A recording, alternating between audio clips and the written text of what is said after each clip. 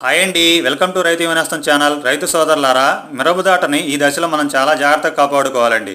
దోమ నుంచి కానీ నల్లి నుంచి కానీ మనం మిరపదాటని కాపాడుకున్నట్లయితే అధిక దిగుబడి అనేది వస్తుందండి.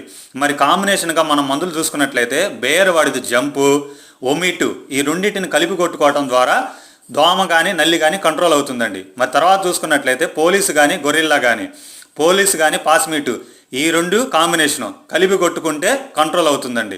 తర్వాత చూసుకున్నట్లయితే రీజెంట్ కానీ అబాసిన్ ఇవి కాంబినేషను.